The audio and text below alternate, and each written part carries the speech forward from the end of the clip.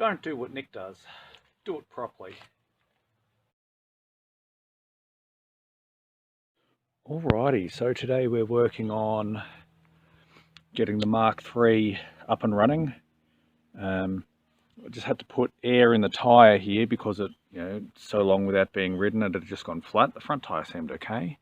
But the first thing I need to address is the clutch cable, because it's not doing anything up here, which I'd say means it's pretty well snapped. There's still plenty of spring tension in here, so I'm not worried about that side of the clutch. So we'll go and grab one of my spare cables and we'll get to work.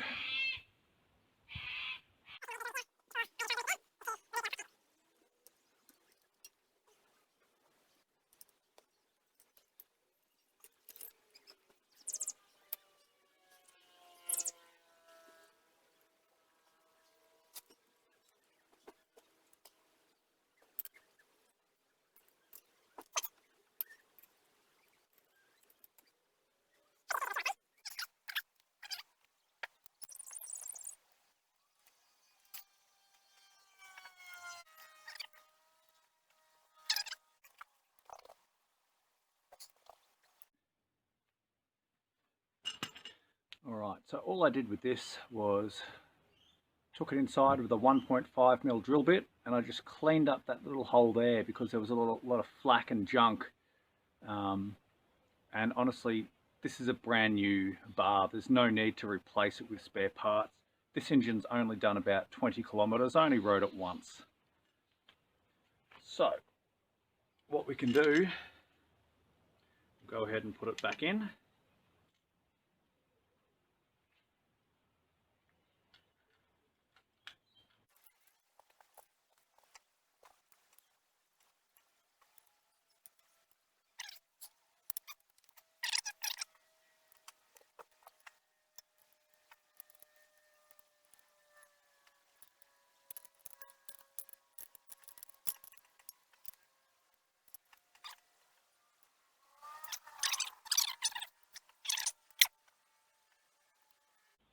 Now, I know from setting up this engine in the first place that the clutch inside here is spot on, so I don't need to do anything inside of there to get it going.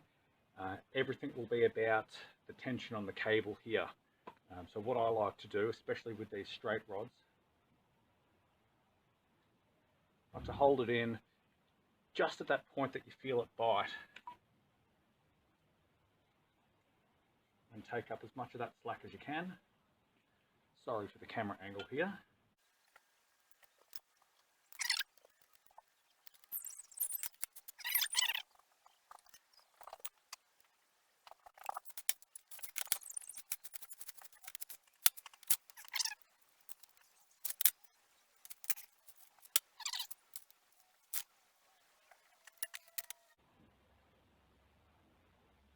I'm just going to loosen these off and pull it out just a smidgen. For the record, I really hate using these ones with only the two. I prefer to use the ones with four, but the only two that I've got like that are both on the Mk4. One's on the bicycle side for chain tension because it's convenient and easy, and the other one obviously on the motor.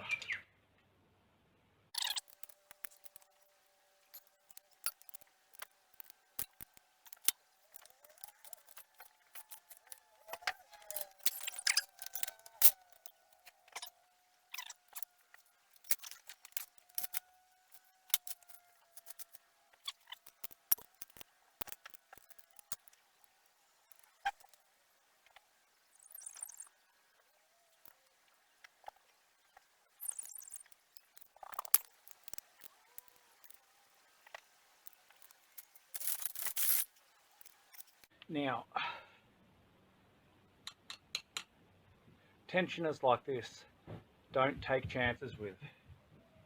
It's better to get it set up before you ever try to start that motor, because the last thing you need is this chain flying off while you're going.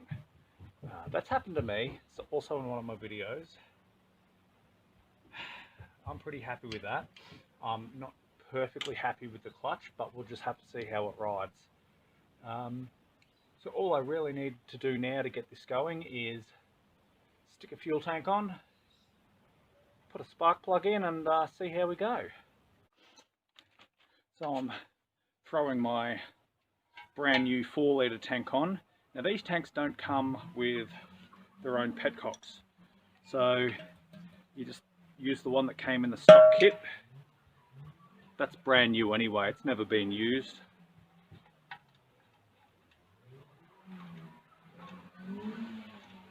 I don't know if you can hear the revving on the video, but we've got some local idiots.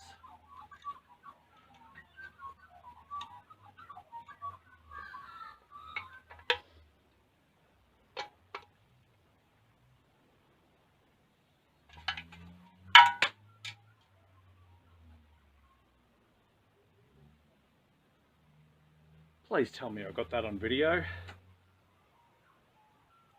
I just sheared a petcock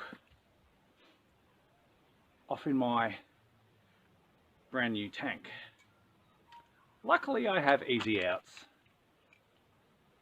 Although if you've been watching my videos, you know I haven't had a lot of luck with those either.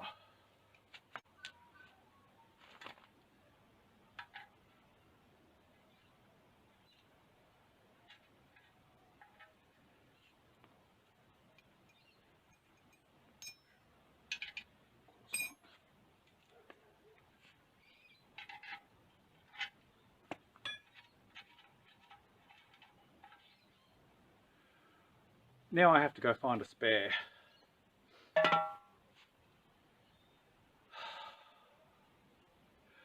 That was my own fault for trying to over tighten the tank. Alrighty. Fortunately I've got 4 of these kits, so I still had a spare petcock. This time, let's not over tighten it. I'll think about it, and if it's not tightening it up, I'll put an extra washer underneath the rubber one.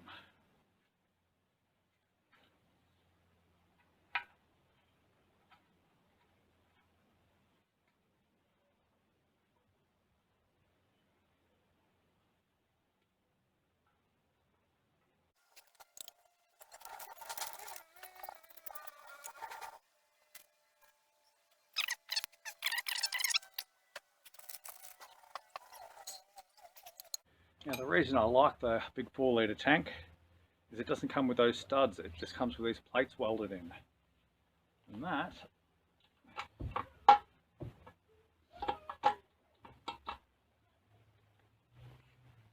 means that I can cable tie my tank on, just like I did with the Mark IV over there. It was only supposed to be a temporary solution, but I've done over 600 kilometres with a zip-tied fuel tank, and it's been fine, and that is good. Okay.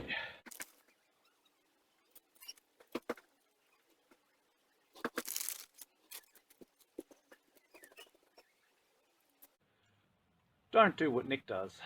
Do it properly.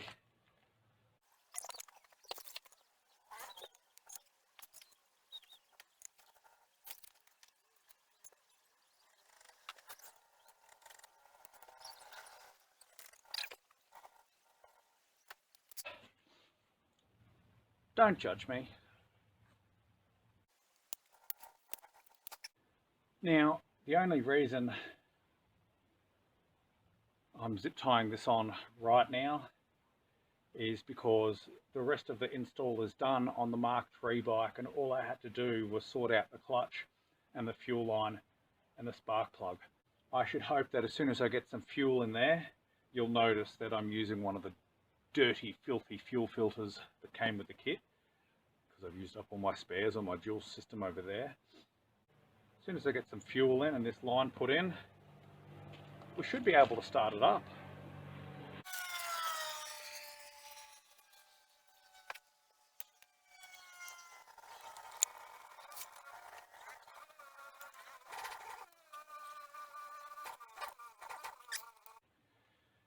Now for this setup, I'm using an Mk3 B7HS.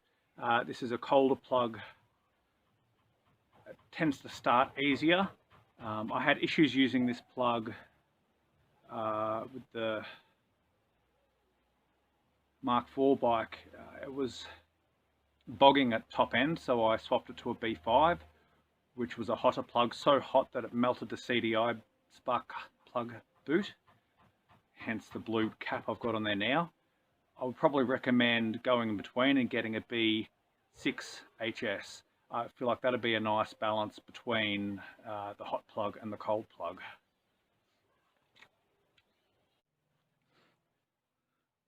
I'm positively sure there's nothing that could possibly go wrong balancing the jerry can on the pedal, while we painstakingly drain the fuel from the rear reserve tank. While that fills up unsupervised,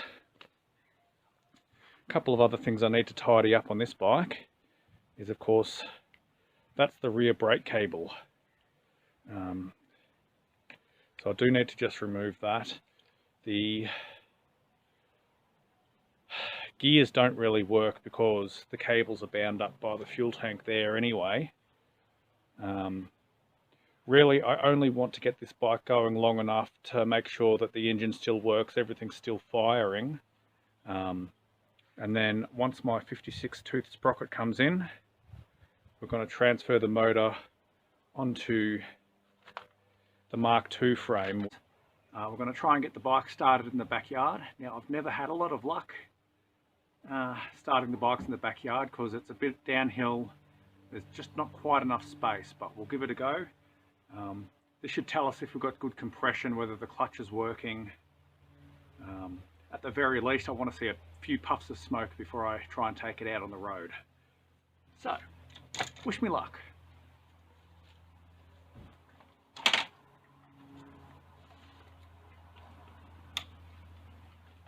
Been a while.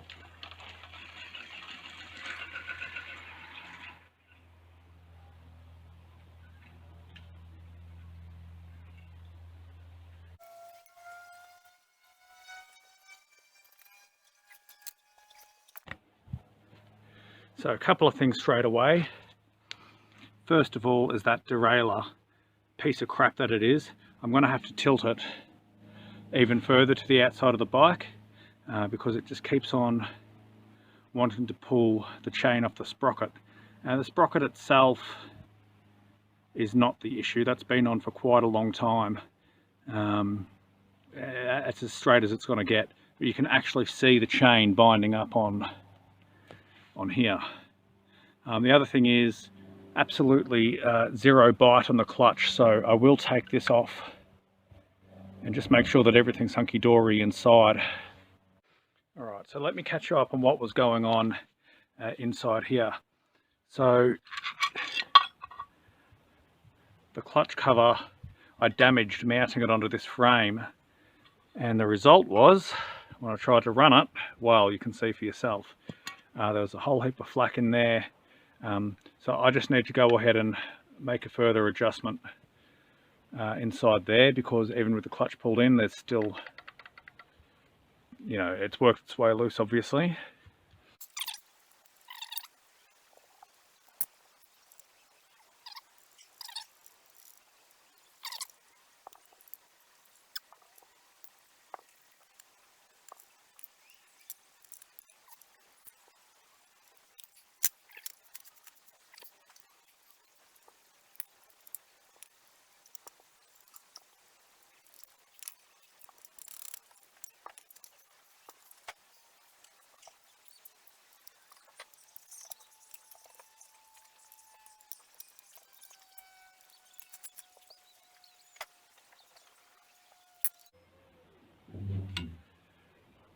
It's only just occurred to me that there's no spring in here.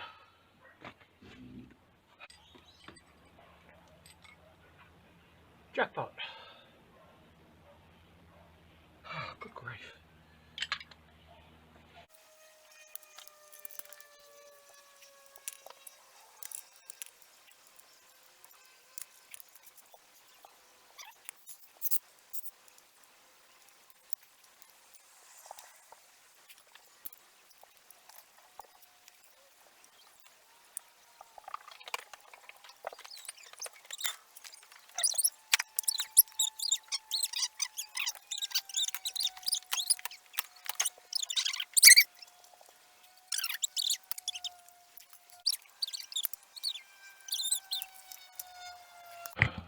Alright, so let me get you in there.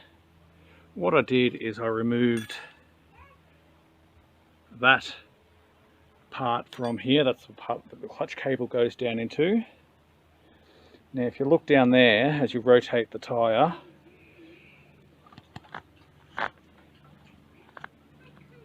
we'll see if we can see it. There we go, you just saw it move there. Sorry about my camera work. There are little notches in that shaft, and what we basically do is we shove a punch down there and we roll the engine forward, and what that does is put preload on that spring behind there, which tightens up that, and that's sorted out our wheel in there, our bevel gear. Now that is moving just the way it should, and once I pop the clutch back in, we should see that moving.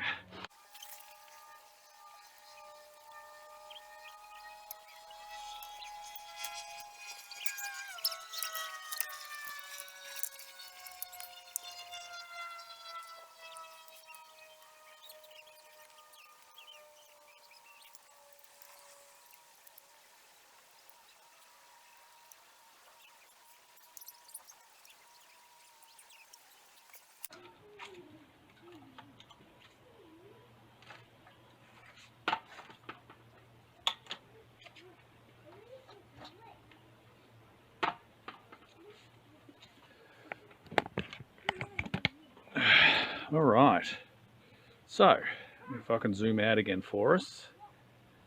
I've got greasy fingerprints all over my screen now. Still, there we go. So adjusting the preload on the spring behind there, if you have a wobbly wheel. Hughes Motorized did a video on that, which I saw just yesterday. Memorized what to do, luckily. I'll put a link in the video description. But basically, clutch in, let's turn the rear wheel,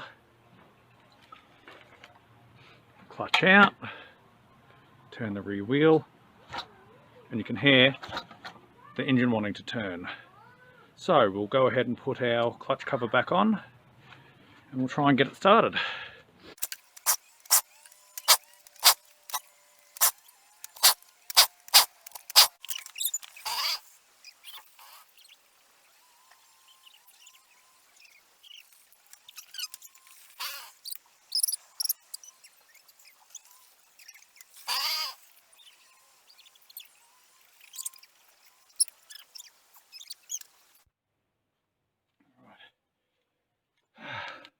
So after failing to get it to start on the road, played around with the clutch a bit more, cleared off the vanes to tighten down the spark plug properly. I tried to give it a kickstart and we've got the slightest little puff. So we're going to try a few more times and hopefully we can get it started on the stand.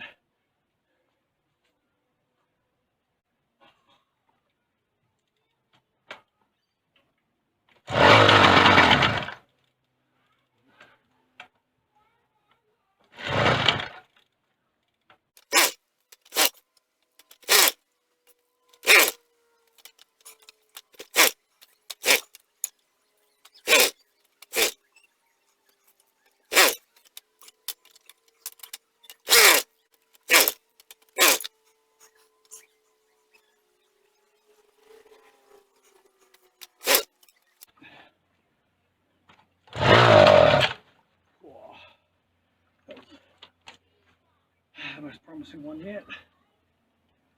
So I'm positively dripping with sweat from the exertion of trying to kickstart that. Alright, so I've done everything I could with the motor. The only thing to do was to take my last working CDI off of the Mk3 and put that on, just to rule that out as a problem, because the bike wants to start, I just don't feel like it's getting strong enough spark.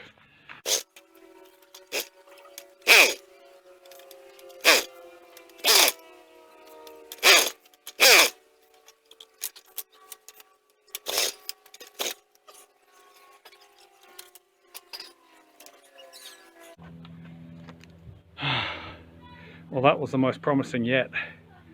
And we'll take it one more time out on the road, see how we go.